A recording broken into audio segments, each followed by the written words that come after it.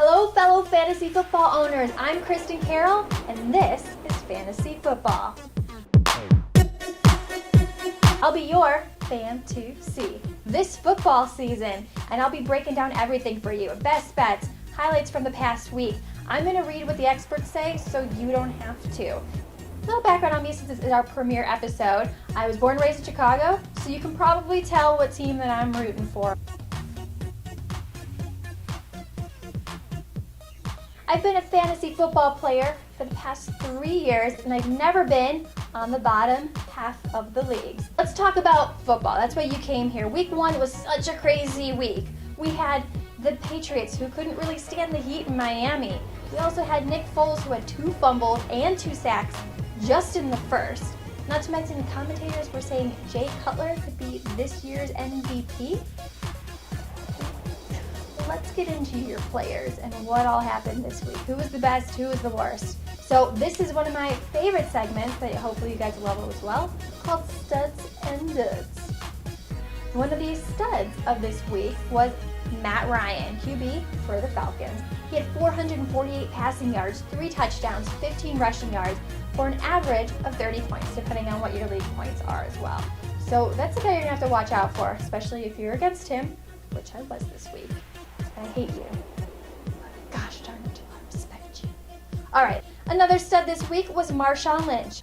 Beast mode. I mean, you Seattle guys know what I'm talking about. He had 110 rushing yards, 2 rushing touchdowns, 14 receiving yards for an average of 24 fantasy points. And I have to thank you, Beast mode, because he's on my team. Another stud we got to talk about here is Patterson, wide receiver for the Vikings. He had way more rushing yards. I mean, people are like, is this guy really a wide receiver? And Adrian Peterson's kind of looking at his resume like, hey guys, I can run too. Now to the duds.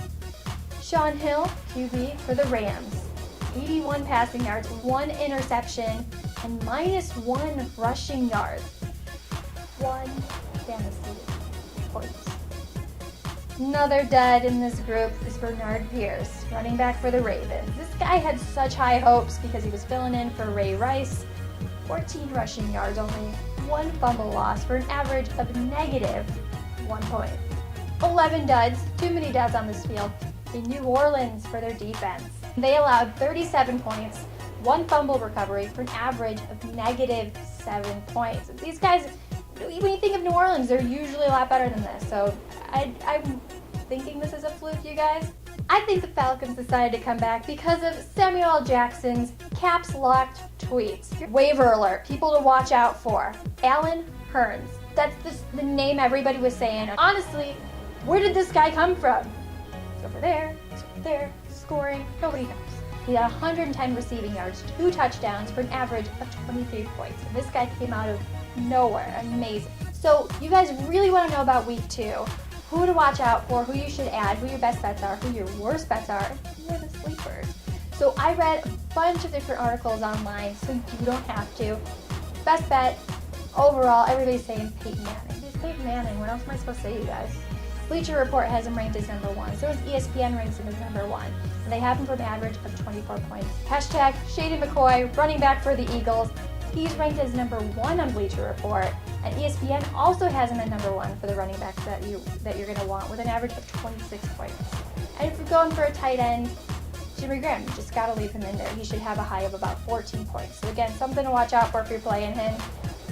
Keep an eye out. Personally, I have Greg Olsen. He's been doing pretty well.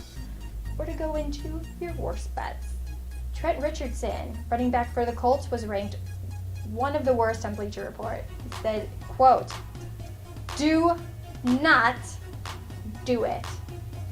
You're going to also have to watch out for Steve Smith, wide receiver for the Ravens. Let's get into your sleepers.